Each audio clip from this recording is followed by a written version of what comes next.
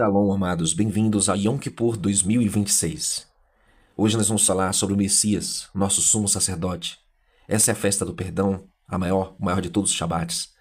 Mas antes vamos orar. Yahweh, nosso eterno, vimos a Ti humildemente, Pai, pedir a Tua misericórdia sobre nossas vidas, nossas famílias. Perdoa, Pai, nossas transgressões e lança no fundo do mar, conforme a Tua aliança promete, para não se lembrar mais. Nos ajude a abandonar, confessar todo o pecado, mediante o sangue do madeiro, a expiação perfeita. Em nome de Yahushua pedimos essas bênçãos. Amém. Bom, queridos, hoje nós vamos compreender a aplicação espiritual da festa Yom Kippur, todo 10º dia do 7º mês. E como sabemos que estamos realmente na data correta?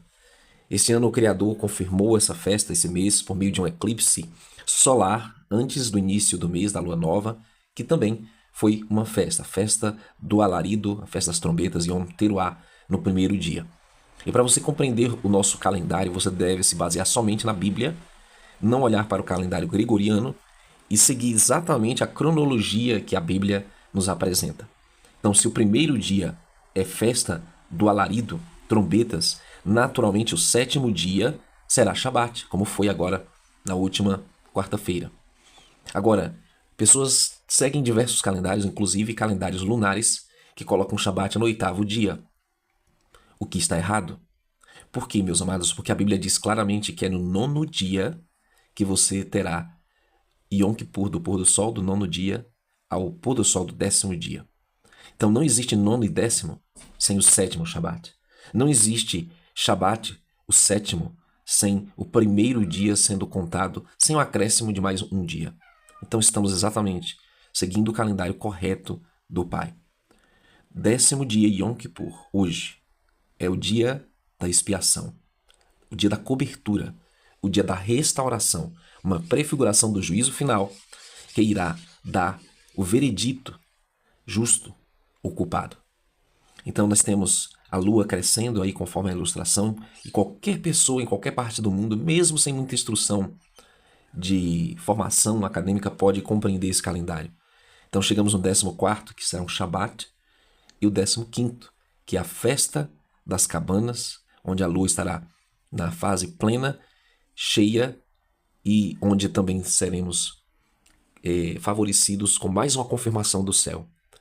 Um eclipse lunar no 15º dia, na lua de sangue de cabanas. E só existem 2 momentos em que luas de sangue ocorrem no ano. Uma é Pêssar, tivemos 3 de março, uma lua de sangue na nossa Páscoa, e também Sukkot, cabanas, que será também no próximo dia 27. Essas são as festas de Yahweh, festas santas, que convocareis nas suas estações determinadas. Levíticos 23, 4. Muito bem, amados. Agora vamos compreender como o ritual do dia da expiação funcionava. E melhor, nós vamos compreender como isso se aplica a nós que seguimos o Messias hoje.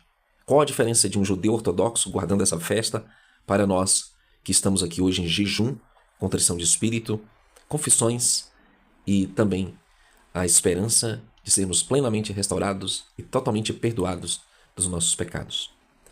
Levítico 16:30 diz: porque naquele dia se fará expiação por vós, para purificar-vos, e sereis purificados de todos os vossos pecados perante Yahweh. Levítico 16:30. Então, o dia da expiação era o dia em que os pecados eram purificados. Ou seja, os registros dos pecados ficavam ali registrados, no tabernáculo, no Mishkan, e uma vez por ano, aqueles registros eram totalmente apagados. E essa também é a diferença da nossa festa hoje para, por exemplo, Pêssar, Páscoa. Páscoa é o sacrifício pelos pecados. Yom Kippur é a restauração. É quando se purifica e apaga plenamente esses pecados dos livros de registro celestiais. Então, para nós, nosso sumo sacerdote, o Messias, ele irá cumprir um quesito muito importante da nova aliança, que é: dos seus pecados não lembrarei jamais. Em Hebreus 10, 19-20 diz: e ali verei a ti, e falarei contigo de cima do propiciatório. Êxodo 25, 22. O Eterno se manifestava ao sumo sacerdote, o Kohen Hagadol, apenas uma vez por ano no lugar santíssimo, o Kodesh Kadoshim, E o Santo dos Santos era a presença plena do Eterno. Lá ninguém poderia entrar, somente o sumo sacerdote, uma vez por ano. Por isso que Paulo diz em Hebreus 10, 19 a 20, tendo, pois, irmãos, ousadia para entrar no santuário, pelo sangue de Yahushua, pelo novo e vivo caminho que ele nos consagrou, pelo véu, isto é, pela sua carne. Então, para ele entrar na presença do Santíssimo, do Altíssimo, o Eterno Yahweh, o Messias ofereceu seu corpo como sacrifício. Seu corpo é o véu que foi traspassado para que nós também pudéssemos, por meio dele, do sacrifício dele, adentrar na presença do Pai Todo-Poderoso, no Santo dos Santos, onde pelo sangue dele temos confiança, ousadia, de entrar por um novo caminho de santidade, de obediência, de cumprimento da aliança, onde nós andaremos nos seus caminhos, obedeceremos seus mandamentos, onde nós receberemos seu Espírito e seremos transformados. Ele foi ferido pelas nossas transgressões e moído pelas nossas iniquidades. Isaías 53, verso 5, aponta o servo sofredor como o Messias, que foi o nosso sacrifício, nossa oferta pelo pecado. E Hebreus identifica Yahushua como nosso grande sumo sacerdote. Não só ele é o sacrifício, mas ele também é o Kohen Hagadol, é o nosso sumo sacerdote. Um mediador que intercede, que suplica, que apela diante do Todo-Poderoso Criador, o Pai, o Juiz Supremo, para que nossos pecados sejam perdoados e apagados, lançados no fundo do mar. Visto que temos um grande sumo sacerdote, Yahushua, filho de Elohim, que penetrou nos céus, retenhamos firmemente a nossa confissão.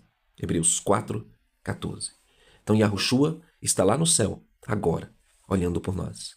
Ele está orando por nós, está intercedendo, com os nossos nomes escritos na palma da sua mão. Ele usava na terra, o sumo sacerdote, um peitoral com as 12 pedras representando as 12 tribos. O Messias também apresenta os nomes dos filhos de Israel, apresenta os nomes dos seus servos, seus discípulos, e intercede por nós. E Arão fará chegar o novilho da oferta pelo pecado, que será para ele, e fará expiação por si e pela sua casa. Levítico 16, 6. Então o sumo sacerdote naquela época tinha que fazer uma oferta de um boi por si mesmo e pelos pecados da sua casa. Mas o Messias não tinha pecados.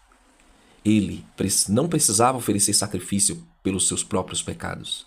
O justo morreu por nós pecadores, para que nós pudéssemos ser tornados justos. Ele levou sobre si nossas iniquidades.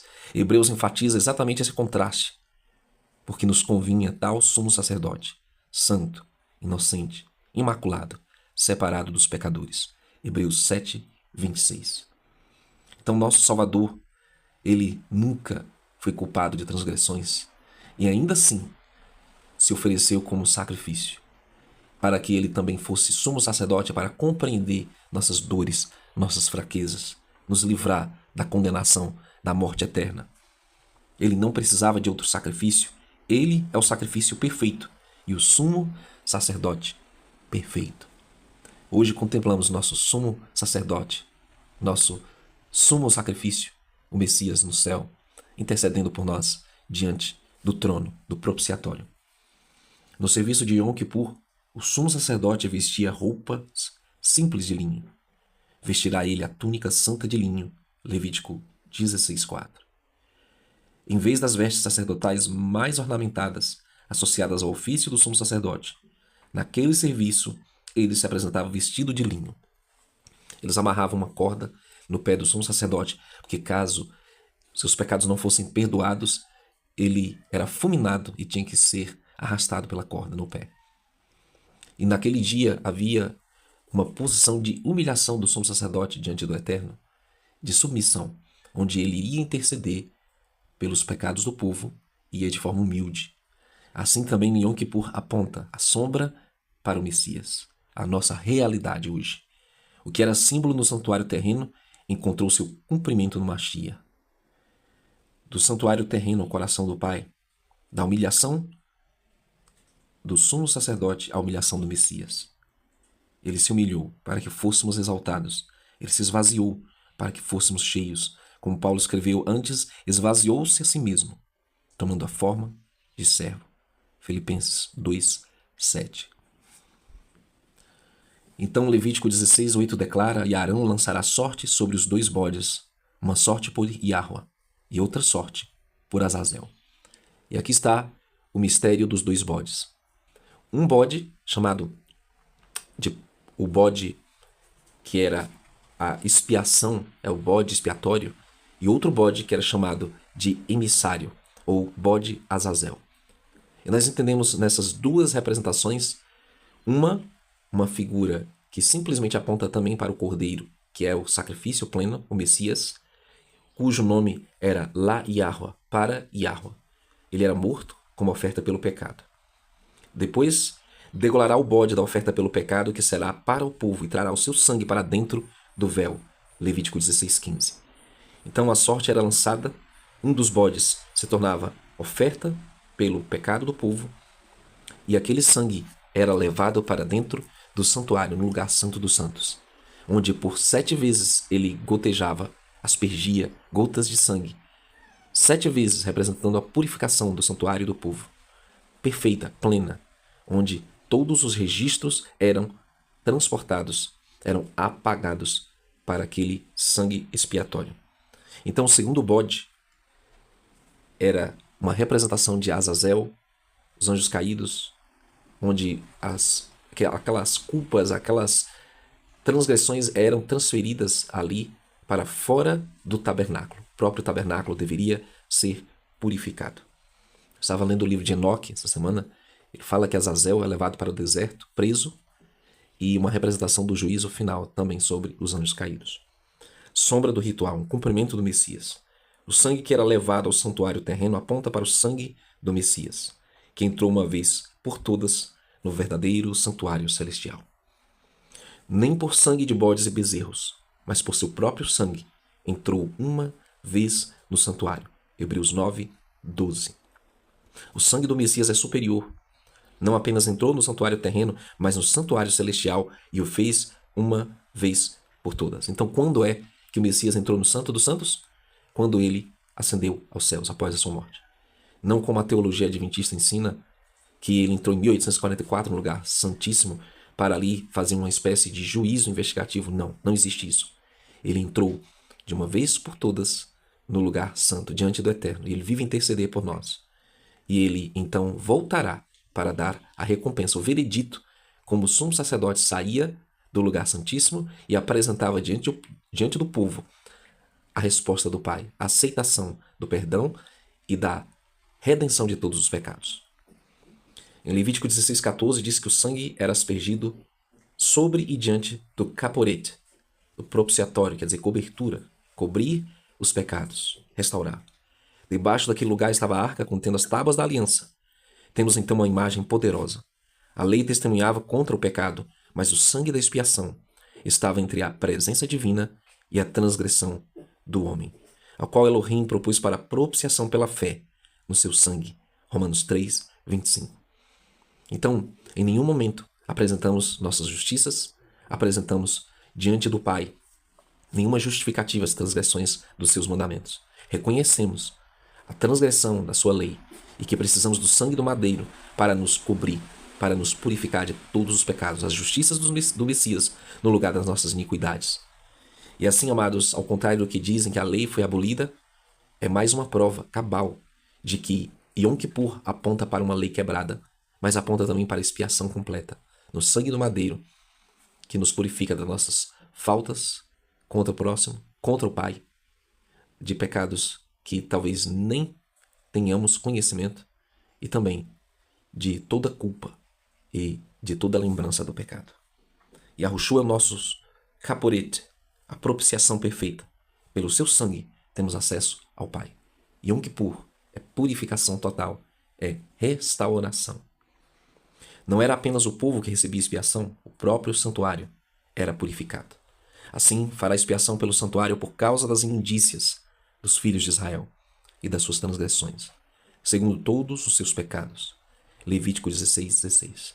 O pecado contaminava o santuário, contaminava a congregação, contaminava aquele lugar santo. Então, o pecado precisa ser erradicado.